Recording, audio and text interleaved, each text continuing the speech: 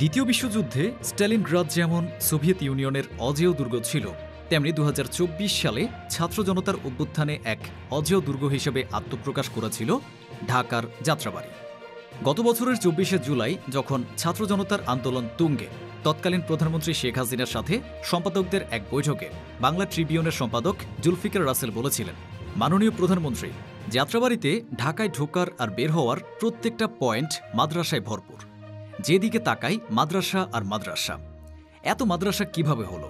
এর অনুমতি দেয় কারা? বা এটা কিভাবে সম্ভব? এইসব না সরালে কিন্তু ভবিষ্যতে আরও বড় ইস্যু ঘটবে। এই একটি কথা থেকে বোঝা যায় আন্দোলনে যাত্রাবাড়ি এবং সেখানকার মাদ্রাসা শিক্ষার্থীদের ভূমিকা কতটা গুরুত্বপূর্ণ ছিল। যাত্রাবাড়ি ও সংলগ্ন এলাকায় রয়েছে ৬৫টি কওমি মাদ্রাসা এবং ২টি আলিয়া মাদ্রাসা।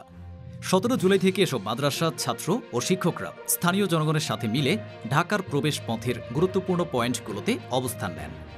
এর ফলে ঢাকা কার্যত দেশের পূর্ব ও দক্ষিণ অংশ থেকে প্রায় বিচ্ছিন্ন হয়ে পড়ে। আন্দোলন সাময়িকভাবে থাকার কয়েকদিন বাদে ৫ই আগস্ট পর্যন্ত পুলিশ, র্যাব, বিজেপি সম্মিলিতভাবে চেষ্টা করেও এই এলাকা থেকে বিক্ষোভকারীদেরকে সরাতে পারেনি। অথচ বিক্ষোভ নিয়ন্ত্রণের সবচেয়ে মারমুখী অবস্থান ছিল এই যাত্রাবাড়িতে। এখানে শহীদ হয়েছিলেন অন্তত ১১৭ জন দেশপ্রেমী জনতা। শুধু যাত্রাবাড়ি নয়, ঢাকার অন্যান্য স্থানসহ সারা দেশে মাদ্রাসা শিক্ষার্থী, শিক্ষক এবং আলেমরা ছাত্রদের সাথে রাজপথে নেমে গুরুত্বপূর্ণ ভূমিকা রেখেছিলেন।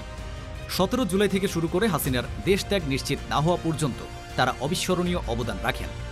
তরুণ আলেম প্রজন্ম নামে একটি সংগঠনের হিসাব অনুযায়ী জুলাই আন্দোলনে যাত্রাবাড়ি সহ সারা দেশে অন্তত ৭৩ জন মাদ্রাসা শিক্ষার্থী, শিক্ষক ও আলেম শাহাদাত বরণ করেন। এ আন্দোলনে বাংলাদেশের আলেমদের সর্ববৃহৎ সংগঠন হেফাজতে ইসলামও গুরুত্বপূর্ণ ভূমিকা রাখে। ১৮ জুলাই থেকে তারা নিয়মিত বিবৃতি দিয়ে আন্দোলনের প্রতি অকুণ্ঠ সমর্থন জানায়। তারা সরকারের দমন-পীড়নের নিন্দা করে, জনগণের দাবি মেনে নেওয়ার আহ্বান জানায় এবং শহীদদের জন্য দোয়া প্রার্থনা করে। সর্বশেষ ৪ আগস্ট হেফাজতে ইসলামের আমির আল্লামা মহিবুল্লাহ বাবুনগরী এক বিবৃতিতে ছাত্রদের ঘোষিত এক দফার প্রতি সমর্থন জানিয়ে সারা দেশের মানুষকে পরদিন লং মার্চে ঢাকায় আসার আহ্বান জানান এবং নিজেদের উপস্থিতির ঘোষণাও দেন। তুলনামূলকভাবে পিছিয়ে থাকা মাদ্রাসা শিক্ষার্থীদের এই নিঃস্বার্থ অংশগ্রহণ এবং ত্যাগ স্বীকার সকলের মনেই দাগ কেটেছে।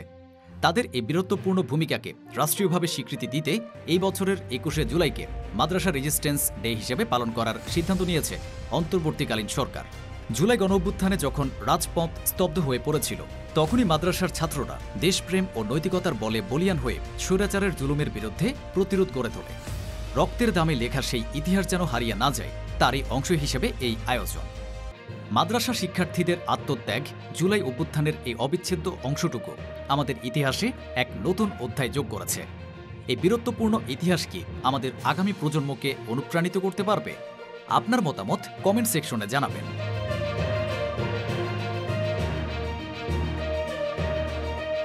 Jan Pulse, your voice, hour pulse.